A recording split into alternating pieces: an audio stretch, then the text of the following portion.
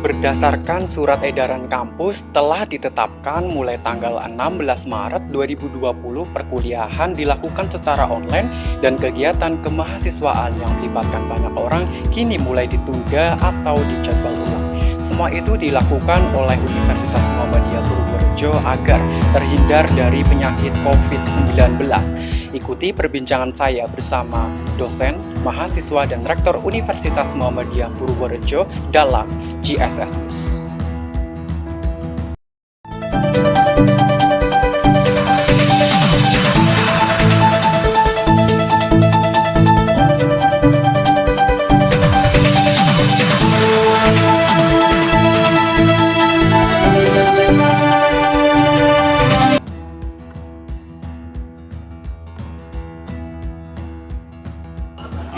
Assalamualaikum warahmatullahi wabarakatuh. Waalaikumsalam warahmatullahi wabarakatuh. Perkenalkan Pak, saya Adi dari UKM Jurnalistik. Oke, terima kasih. Mohon izin untuk berbincang sedikit terkait surat edaran dari pihak kampus. Ya, oke. Baik Pak, bagaimana pendapat Bapak tentang perkuliahan tatap muka diganti menjadi perkuliahan online? Oke, perkuliahan online adalah perkuliahan yang bagus dalam artian menggunakan teknologi yang tidak ada di era digital sekarang. Hanya saja perkuliahan online yang dalam rangka preventif pencegahan virus corona ini sebaiknya itu harus disosialisasikan dulu pada semua dosen, sehingga semua dosen itu betul-betul menyiapkan pelaksanaan kuliah online secara maksimal. Dan mungkin juga mahasiswa, kalau sudah ada sosialisasi dari masing-masing dosen di tiap pertemuan untuk pertemuan selanjutnya, maka insya Allah bisa berjalan dengan baik.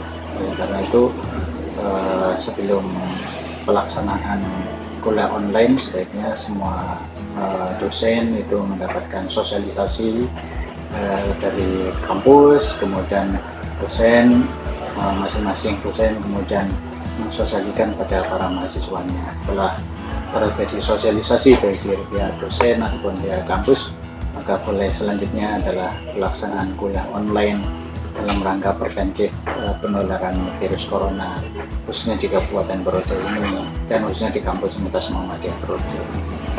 Kemudian aplikasi apa atau cara pembelajaran online seperti apa yang sudah Bapak siapkan untuk diterapkan kepada mahasiswa Pak?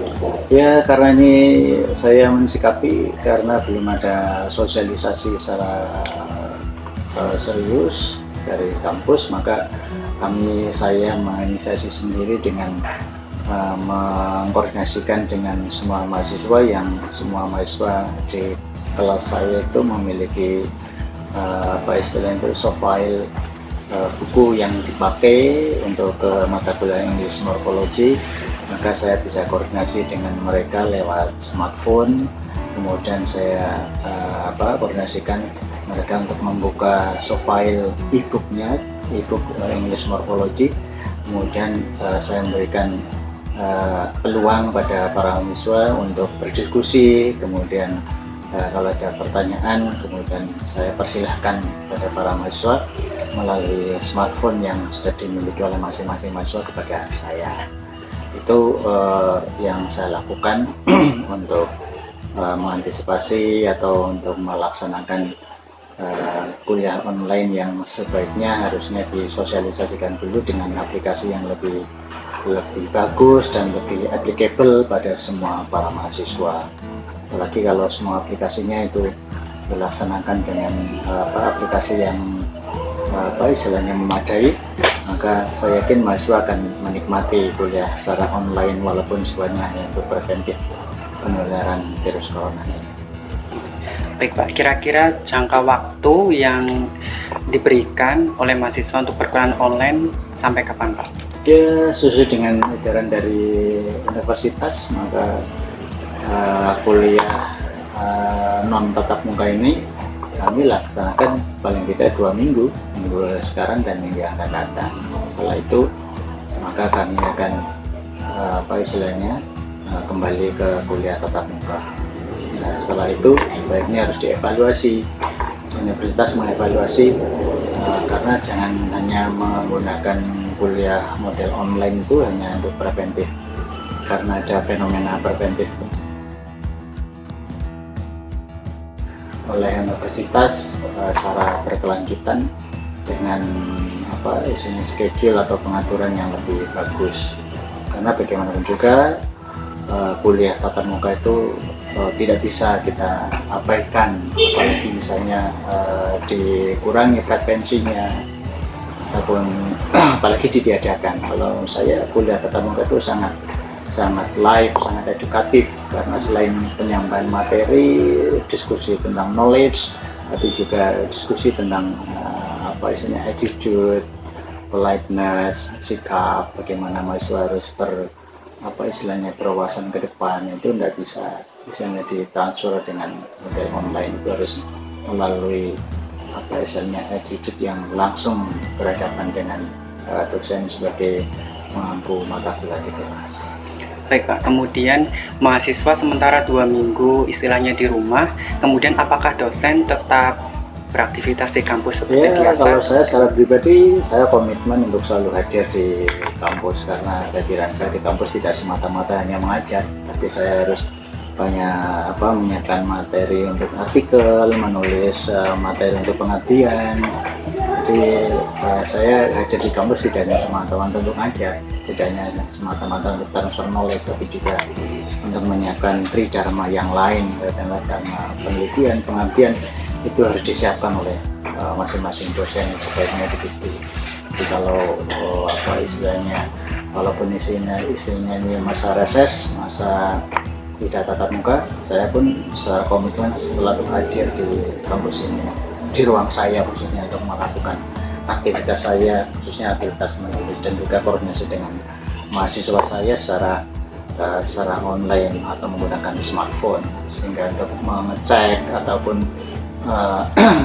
memonitor mahasiswa saya yang betul-betul sedang melakukan tugasnya atau belum. Baik Pak, hanya itu pertanyaan yang dapat kami sampaikan. Terima kasih banyak atas waktu yang diberikan untuk berbincang dengan kami. Dengan siapa namanya Mas? Dengan saya Soliman dari Prodi Pendidikan Matematika. Ya, bagaimana tanggapan Anda tentang perkuliahan online ini? Menurut saya perkuliahan online ini efektif dilaksanakan ya, meskipun ada pro dan kontra dari mahasiswa dan masih ada satu dengan yang lainnya. Kemudian perkuliahan online juga dilaksanakan bisa efektif karena apa? Karena untuk menghindari virus corona yang saat ini merambah di lingkungan masyarakat Indonesia, khususnya di warga Purworejo, bagi mahasiswa di kalangan SD, SMP maupun SMK, ini bisa kita simpulkan bahwa virus itu bisa menyebar di mana-mana, sehingga apabila dilaksanakan perkuliahan online, menurut saya tindakan yang sangat efektif. Aplikasi apa yang sudah Anda siapkan Mas? Aplikasinya ada Google Classroom, kemudian ada Zoom Cloud, dan yang lainnya. Ini masih dalam tahap proses pembelajaran, jadinya untuk aplikasi yang bisa diunduh nanti antara dosen dan mahasiswa bisa saling komunikasi seperti itu. Oke, baik, terima kasih. Perkenalkan, nama saya Septi dari Prodi PBI. Ya, tanggapan Anda terkait perkuliahan online itu sendiri seperti apa?